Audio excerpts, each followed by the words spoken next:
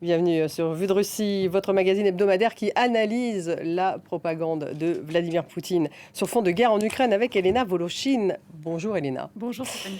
Cette semaine, l'attention des médias mondiaux, et on en était arrivé sur l'extrême-orient russe où le dirigeant nord-coréen Kim Jong-un a rencontré Vladimir Poutine. La visite se poursuit d'ailleurs. Kim visite aujourd'hui 2 usines aéronautiques qui fabriquent des hélicoptères et des avions civils et militaires. Et bien sûr, cette visite fait aussi la une des médias russes. Oui, les chaînes de télévision russes montrent aujourd'hui ces images. Kim visite une usine aéronautique à Komsomolsk-sur-Amour, c'est dans la région extrême-orientale russe de Khabarovsk. À la descente de son train blindé, il a été accueilli selon la tradition russe avec du pain et du sel. La première chaîne russe, elle précise que le père de Kim Jong-un, Kim Jong-il, avait déjà visité cette usine en 2002. Les médias étatiques russes insistent beaucoup sur cette amitié intergénérationnelle qui lie la Russie à la Corée du Nord depuis en 1948, le pays a de facto été créé par l'Union soviétique. Et dès l'arrivée de Kim Jong-un au cosmodrome Vostochny, Vladimir Poutine a lui aussi rappelé ces événements. Regardez.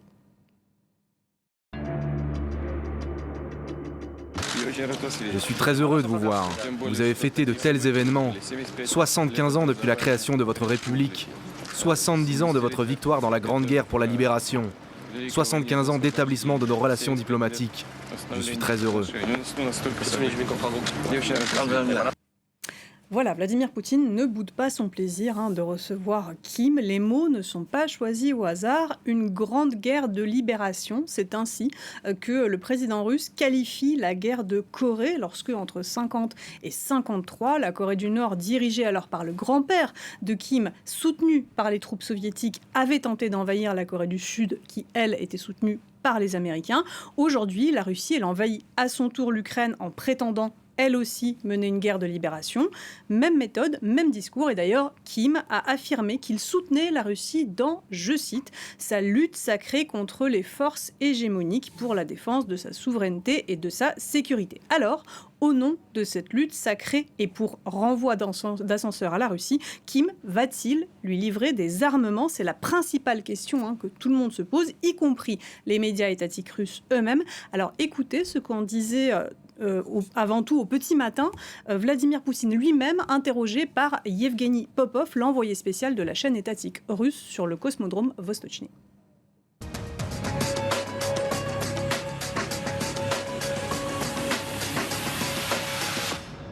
Vladimir Vladimirovitch, allez-vous évoquer la coopération militaro-technique? Nous allons discuter de toutes les questions sans hâte et calmement. Nous avons le temps. Poutine qui laisse donc planer le mystère. Oui, parce que jusque l'an dernier, en fait, la Russie votait elle aussi en faveur des sanctions onusiennes et celles-ci interdisent notamment toute transaction financière avec la Corée du Nord. Donc ces accords, en théorie, ils sont impossibles. Et Moscou a pour habitude, dans ses discours, de faire semblant de respecter, n'est-ce pas, le droit international. Mais cette page-là, elle semble tourner et l'heure est au dégel. Alors la principale question telle qu'elle a été formulée par les journalistes russes lors de ce sommet, ce n'est pas est-ce que la Corée du Nord va livrer des armes à la Russie, mais est-ce que la Russie peut-elle lever unilatéralement les sanctions contre la Corée du Nord? C'est en ces termes que Yevgeny Popov, que l'on vient de voir, s'est adressé au ministre russe des Affaires étrangères, Sergei Lavrov. Regardez. Peut-on lever de façon unilatérale les sanctions contre la Corée du Nord ou respectons-nous à tel point les lois et les traditions de l'ONU que nous allons continuer de les appliquer? Nos partenaires américains et autres occidentaux, sous le diktat des États-Unis, ne respectent rien du tout. La première chose à laquelle on pense, c'est le refus d'exécuter la résolution du Conseil de sécurité concernant l'Iran, lorsque Trump a déclaré que cette résolution, pour lui, n'était pas contraignante. C'est pourquoi nous allons développer une coopération mutuellement bénéfique avec la Corée du Nord. Une coopération qui ne sera pas soumise à la pression illégale de l'Occident.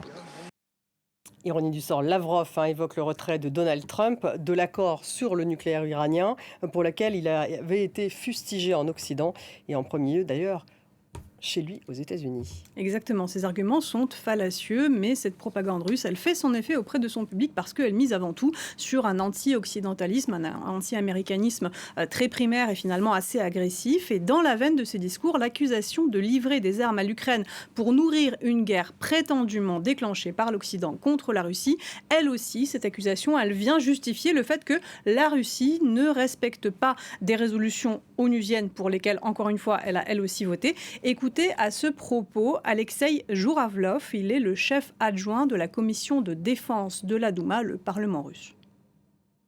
Nous disons, vous livrez des armes aux nazis en Ukraine? Eux, ils répondent, des nazis? Où ça? Nous ne voyons pas de nazis en Ukraine. Eh bien, nous, on doit faire pareil. Quoi? Des sanctions? Ah oui, on les respecte. Nous les avons votées, nous les respectons entièrement. Mais derrière, nous devons appliquer tous nos points d'accord avec la Corée du Nord. Tous, jusqu'au dernier. Il faut coopérer avec eux à tous les niveaux. Ouais, donc un député haut placé du Parlement russe qui encourage à continuer de mentir à la communauté internationale. L'autre volet de cette coopération secrète, c'est le volet spatial. Oui, en échange des armements, la Russie pourrait fournir à la Corée du Nord des technologies spatiales, notamment pour la mise en orbite de ses satellites espions. Vladimir Poutine a fait visiter à Kim Jong-un les rampes de lancement du cosmodrome Vostochny, où ils se sont donc rencontrés. Et les journalistes russes, eh bien, ils n'ont pas tari d'éloges sur les connaissances de Kim en matière de fusées. Regardez.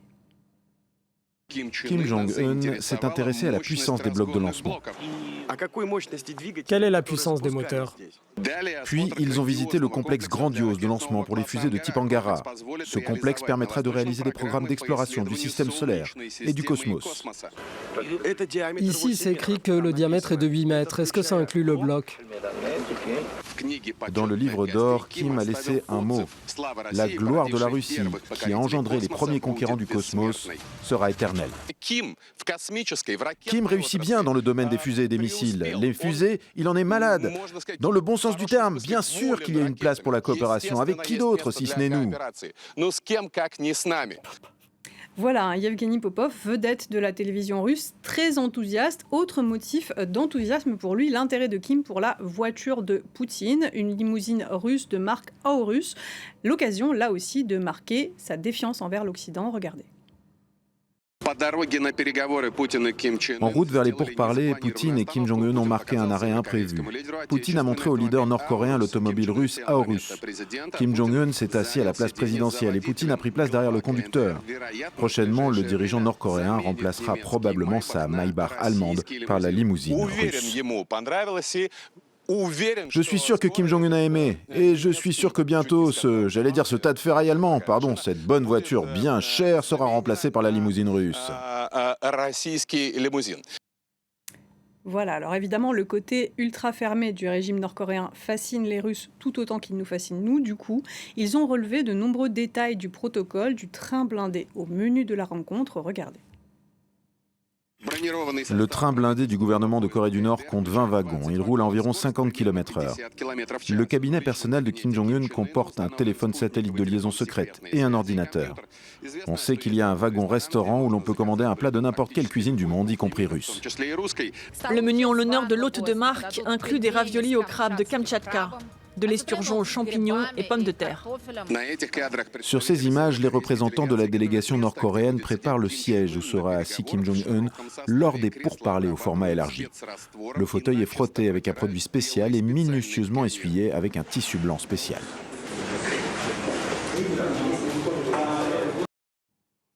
Et au-delà de l'aspect anecdotique et mégalomane, ce qui inquiète bien sûr, c'est la coopération nucléaire. Oui, parce qu'il s'agit là d'une entente entre deux régimes fermés en guerre ouverte pour l'un d'entre eux, qui agite en permanence, n'est-ce pas, la menace nucléaire. Alors Yevgeny Popov, donc le journaliste russe qui couvrait ce sommet pour Rossiya 1, il a posé la question au porte-parole de Vladimir Poutine, Dmitri Peskov. Écoutez ce qu'il a répondu. A-t-il été question des déclarations récentes de la partie nord-coréenne sur l'aspect inévitable de la guerre nucléaire? Notre position est-elle différente à ce sujet? Non, cela n'a pas du tout été évoqué. Voilà donc une réponse laconique. Popov, il faisait allusion en fait à la déclaration cet été lors d'une conférence sur la sécurité à Moscou du ministre nord-coréen des Affaires étrangères, qui a dit qu'une guerre nucléaire était inévitable parce que, je cite, « les États-Unis et leurs marionnettes de Corée du Sud, entendez, transforment la péninsule coréenne en nouveau foyer de la guerre nucléaire ». Même rhétorique, n'est-ce pas, sans cesse du côté de Moscou, qui accuse tout le temps les États-Unis de favoriser cette menace d'une guerre nucléaire. Alors, Popov, il demande néanmoins à Dmitri Peskov si les positions de la Russie et de la Corée du Nord divergent à ce sujet. Et vous l'avez entendu, donc le porte-parole de Poutine s'est contenté de répondre que cela n'avait pas été évoqué. Si les accords, ils resteront secrets, la vitrine, elle est peu rassurante. Moscou, comme Pyongyang, semble bien déterminé à faire trembler les capitales occidentales. Merci Elena Voloshin pour Vue de Russie et à la semaine prochaine. À la semaine prochaine.